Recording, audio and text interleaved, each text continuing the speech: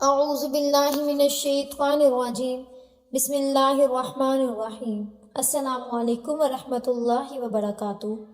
محترم ناظرین کرام، ماہ رجب کے لیے حضرت علی رضی اللہ تعالیٰ عنہ کا بتایا ہوا خاص وظیفہ آپ کی خدمت میں پیش کر رہی ہوں، اور کچھ آج آپ کی خدمت میں صحابہ کرام رضی اللہ تعالیٰ عنہ کے اور کچھ انہی صحابہ رسول صلی اللہ علیہ وسلم کے اقتداء کرنے والے تابعین، ایسی زندگی کیا تھی، ان کے حالات کتنے تھے، ان کے یہاں اہتمام عبادتوں کا کتنا تھا، خیال انہیں سنتوں کو اپنانے کا کتنا تھا، فکر انہیں آخرت کی اور کیا تھی، حیثیتیں ان کی نظروں میں دنیا کی، احتیاط کے ان کا عالم کیا تھا، رضا الہی کا شوق ان پر کتنا غالب تھا، صبر ان کا کس پائے کا تھا، وعدہ خداوندی پر انہیں کتنا یقین تھا، اجر و ثواب کے حصول کا جذبہ ان پر کتنا طاری تھا، دل ان کے کتنے صاف تھے، زبان ان کی کتنی پاک تھی، عزائم ان کے کتنے بلند تھے، خیالات ان کے کتنے اعلیٰ تھے، زندگی ان کی کتنی سادہ تھی، نظریں ان کی کتنی پاکیزہ تھی، آخرت کی فکر ان پر جیسے غالب تھی، دنیا کا خوف ان پر کتنا طاری تھا، اور اخلاق کے ان کے کیا عالم تھا، نیتوں کا کیا معیار تھا، بزرگوں کی بزرگی اپنی جگہ، اولیاء کی ولایت کا اپنا مرتبہ اور صحابیت کا شرف تو اس کا کیا ہی کہنا۔ دیکھیے زبان نبوت ان کے بارے میں کیا کہتی ہے کہ میرے صحابہ ستاروں کی مانند ہیں، ان میں سے جس کی بھی پیروی کرو گے ہدایت پا جاؤ گے۔ میں نہیں جانتا کہ آپ کتنی مدت مجھ کو تمہارے درمیان رہنا ہے، چنانچہ میرے جانے کے بعد میرے آنے والوں کی اقتداء کرنا۔ اور آپ صلی اللہ علیہ وسلم نے یہ کہتے ہوئے اشارہ فرمایا حضرت ابوبکر صدیق اور حضرت عمر فاروق رضی اللہ تعالیٰ عنہ کی طرف، اور عمار بن یاسر کے راستے پر چلنا، اور عبداللہ بن مسعود جو کچھ تم سے کہے اس پر یقین کر لینا۔ ناظرین کرام، سورہ حشر میں فرمایا گیا ہے وہ دوسروں کو اپنی ذات پر ترجیح دیتے ہیں، ان کی ضرورتوں کو اپنی ضرورتوں پر مقدم رکھتے ہیں، خواہ ان کا نقصان ہی کیوں نہ ہو۔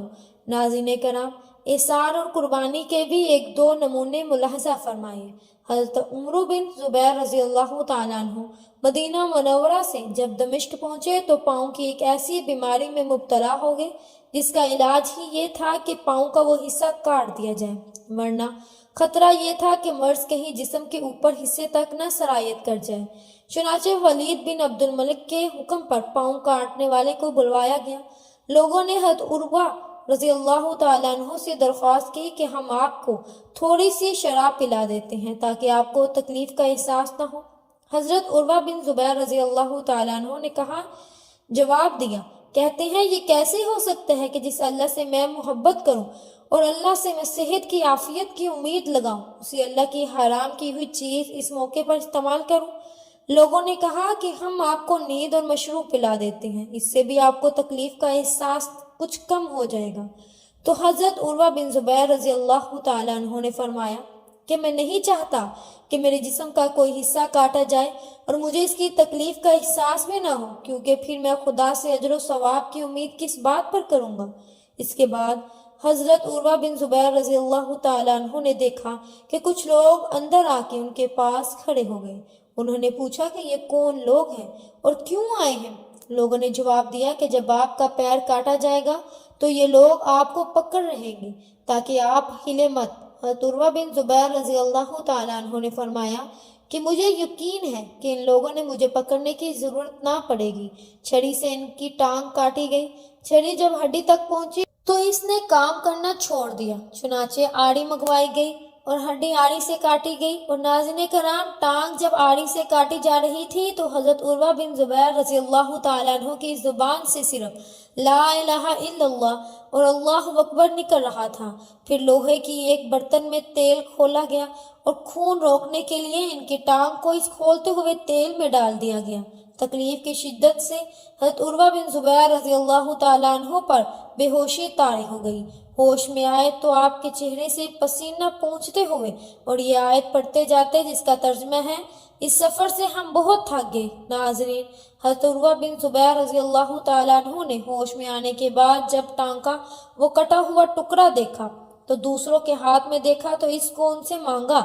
ہاتھ میں لیا، الٹ پلٹ کر دیکھا، پھر اس کو مخاطب کرتے ہوئے کہا، قسم ہے اس ذات کی جس نے میرے جسم کا بوجھ تجھ پر لادا، میں اس ذات کو واسطہ بنا کر کہتا ہوں کہ میں نے تجھ کو کبھی کسی غلط راہ پر نہیں چلایا اور نہ ہی کسی گناہ کی طرف میں نے تجھے بڑھایا۔ ناظرین، حضرت جابر بن عبداللہ رضی اللہ تعالیٰ عنہ بیان کرتے ہیں کہ میں ضروریات پڑنے پر مدینے کے ایک یہودی سے قرض لیا کرتا تھا۔ اتفاق سے ایک سال کھجوروں کی فصل خراب ہو گئی اور میں قرضہ واپس نہ کر سکا۔ اس پر پورا سال گزر گیا۔ بہار آئی تو اس یہودی نے قرض کی واپسی کا تقاضا شروع کر دیا، لیکن اسی سال کی فصل سے بھی بہت کم کھجوریں حاصل ہوئیں۔ میں نے یہودی سے آئندہ سال کی مہلت مانگی مگر اس نے انکار کر دیا۔ میں نے رسول پاک صلی اللہ علیہ وسلم کی خدمت میں حاضر ہو کر تمام واقعات عرض کر دیے۔ آپ صلی اللہ علیہ وسلم چند صحابہ کو ساتھ لے کر یہودی کے گھر تشریف لے گئے اور اسے بہت سمجھایا کہ مہلت دے دو، لیکن اس نے یہ کہہ کر صاف جواب دے دیا کہ ابو القاسم میں ہرگز مہلت نہیں دوں گا۔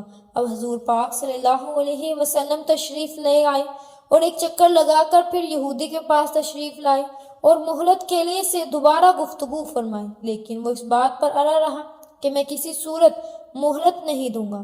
اس کا جواب سن کر آپ صلی اللہ علیہ وسلم نے مجھ سے فرمایا کہ میں موتصف یعنی چبوترے پر کپڑا بچھاؤں۔ میں نے تعمیل ارشاد کی۔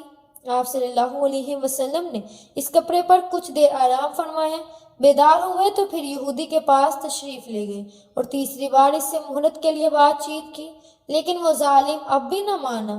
اب آپ صلی اللہ علیہ وسلم سیدھے نخلستان پہنچے اور درختوں کے جھنڈ میں کھڑے ہو کر مجھ سے فرمایا، جابر کھجوریں توڑنا شروع کرو۔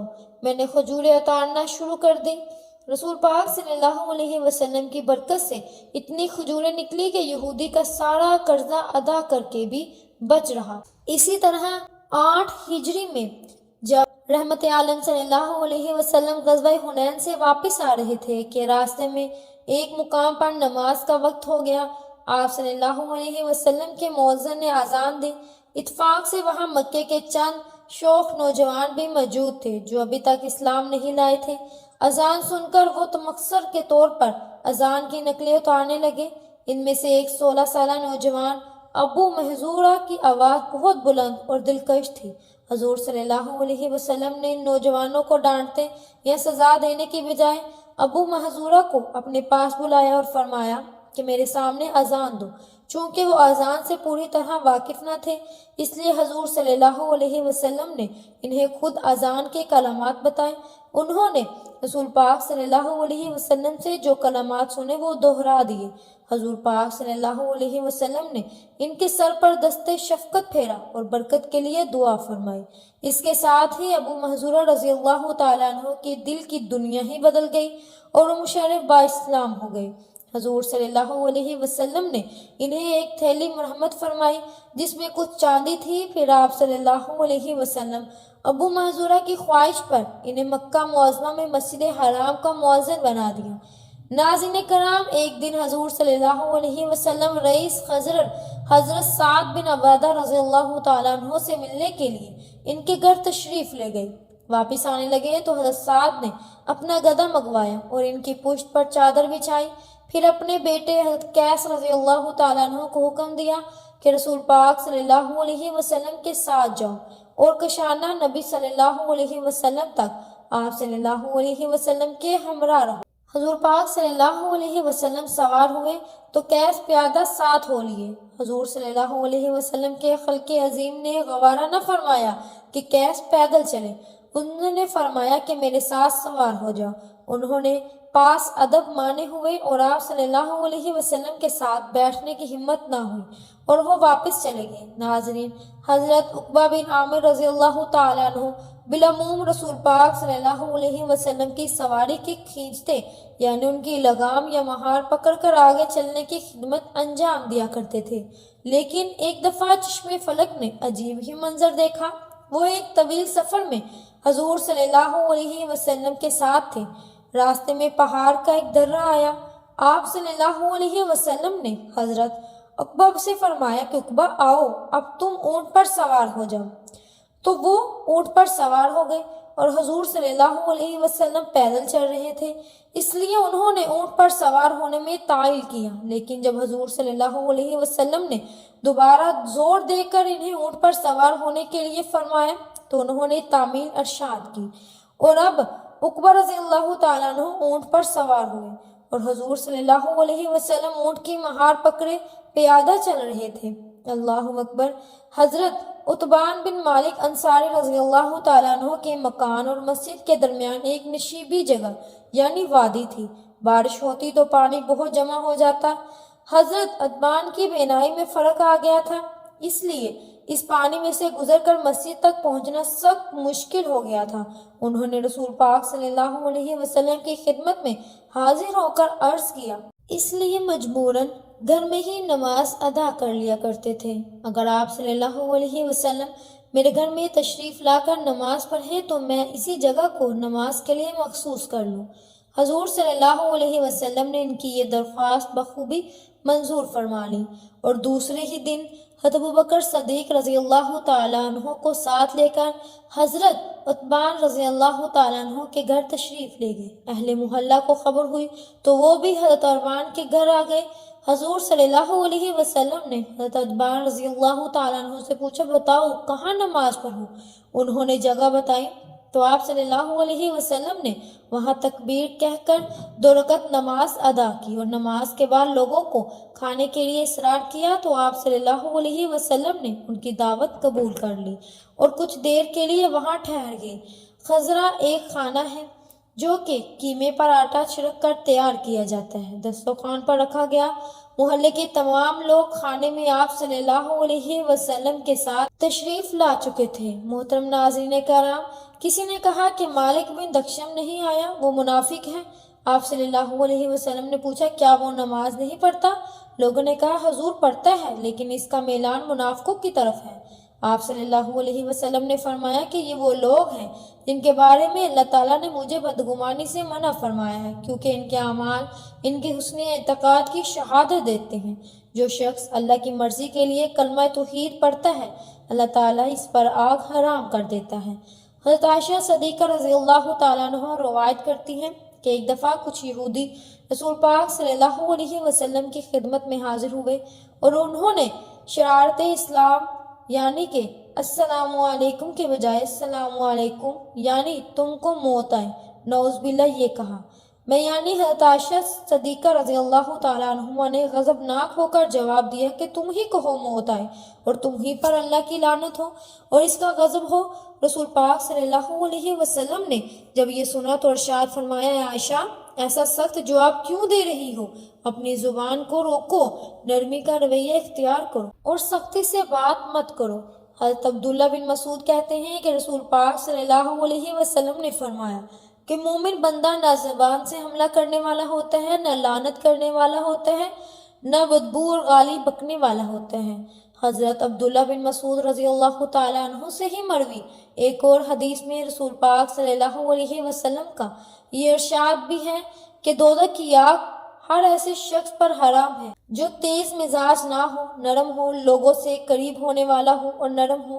حضرت جابر سے روایت ہے کہ رسول پاک صلی اللہ علیہ وسلم نے فرمایا کہ تم میں سے کوئی نیکی کسی صورت اور کسی قسم کو حقیر مت سمجھے، اور اس کی ایک صورت یہ بھی ہے کہ تم اپنے بھائی سے خندہ پیشانی کے ساتھ ملو، اور یہ بھی نیکیوں میں سے ایک نیکی ہے کہ تم اپنے ڈھول سے بھائی کے برتن میں پانی ڈال دو۔ ناظرین، حضرت علی شیر خدا رضی اللہ تعالیٰ عنہ سے مروی ہے کہ رسول پاک صلی اللہ علیہ وسلم نے فرمایا کہ میری امت مجھ پر جمعہ کے دن جمعہ کی رات کو درود پاک کی کثرت کرے، کیونکہ جو ایسا کرے گا قیامت کے دن میں اس کا گواہ اور شفاعت کرنے والا ہوں گا، اور جو شخص جمعہ کے دن 100 بار مجھ پر درود پاک پڑھے گا تو جب وہ قیامت کے دن آئے گا تو اس کے ساتھ ایسا نور ہوگا کہ اگر ساری مخلوق میں وہ نور تقسیم کر دیا جائے تو اس پر وہ نور حاوی ہو جائے گا۔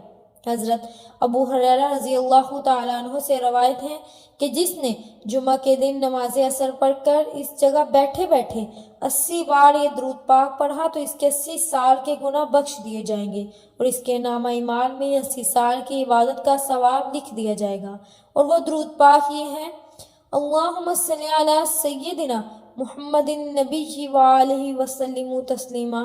حضرت علی کرم اللہ وجہ نے فرمایا کہ کچھ نوری فرشتے ہیں، وہ صرف جمعہ کی رات اور جمعہ کے دن زمین پر اترتے ہیں، اور ان کے ہاتھوں میں سونے کے قلم اور چاندی کی دواتیں اور نور کے کاغذ ہوتے ہیں۔ وہ صرف نبی کریم صلی اللہ علیہ وسلم پر درود پاک پڑھنے والوں کا درود پاک لکھتے ہیں۔ اس کے ہر درود شریف پڑھے جانے پر اس کے گناہوں کا وزن کم ہو جاتا ہے۔ بالآخر درود شریف کا وزن ایسے بڑھے گا جیسے احد پہاڑ ہو۔ اسی طرح حضرت سفیان ثوری رحمۃ اللہ علیہ نقل کرتے ہیں کہ میں کعبہ اللہ کا طواف کر رہا تھا کہ میں نے ایک شخص کو دیکھا کہ وہ ہر قدم یعنی ہر چکر پر درود پاک پڑھتا ہے اور کوئی تسبیح یا تحلیل نہیں پڑھتا۔ میں نے اس شخص سے وجہ دریافت کی تو اس نے کہا کہ میرا والد صبح کو راستے میں ہی بیمار ہو گیا اور وہ فوت ہو گیا، اس کا منہ کالا ہو گیا۔ میں یہ دیکھ کر سخت پریشان ہوا اور روتے روتے میری آنکھ لگ گئی کہ اتنے میں خواب میں دیکھتا ہوں کہ ایک صاحب جن سے زیادہ حسین میں نے آج تک نہ دیکھا، اس نے جو خوشبو آ رہی تھی اس سے بہتر خوشبو میں نے آج تک نہیں سونگھی، وہ تیزی سے قدم اٹھاتے چلے آ رہا تھا۔ انہوں نے میرے باپ کے منہ سے کپڑا ہٹایا اور چہرے پر اپنا ہاتھ مبارک پھیرا، چہرہ فوراً سفید ہو گیا۔ جب وہ واپس جانے لگے تو میں نے منت کی اور ان سے پوچھا کہ آپ کون ہیں؟ تو انہوں نے جواب میں فرمایا کہ میں محمد بن عبداللہ بن عبد المطلب صلی اللہ علیہ وسلم ہوں۔ تیرا باپ بڑا گناہ گار تھا لیکن مجھ پر کثرت سے درود پاک پڑھتا تھا، اس لیے اس کی فریاد کو پہنچا اور ہر اس شخص کی فریاد کو ضرور پہنچتا ہوں جو مجھ پر کثرت سے درود پاک پڑھتا ہے۔ اللہ تبارک و تعالیٰ سے دعا ہے کہ نیکی کی بات کو سننے، سمجھنے اور اس پر عمل کرنے کی طاقت اور توفیق ہم سب کو مرحمت فرمائے۔ میرا سنانا اور آپ کا سننا اپنے بارگاہ الہی میں قبول و منظور فرمائے، آمین یا رب العالمین۔ امید ہے کہ آپ کو ہماری آج کی ویڈیو بہت پسند آئی ہوگی۔ اگر آپ کو ہماری آج کی ویڈیو پسند آئی ہے تو ہماری چینل پاکیزہ وظائف کو سبسکرائب کریں، لائک کریں اور شیئر کریں۔ آپ اپنے قیمتی جذبات کے اظہار بھی کمنٹ باکس میں کر سکتے ہیں، اور اللہ تعالیٰ کے دو صفاتی نام یا رحمان و یا رحیم بھی ضرور کمنٹ باکس میں لکھیے گا۔ ملتے ہیں اگلی ویڈیو میں، تب تک کے لیے اپنا بہت سا خیال رکھیے گا۔ اللہ حافظ۔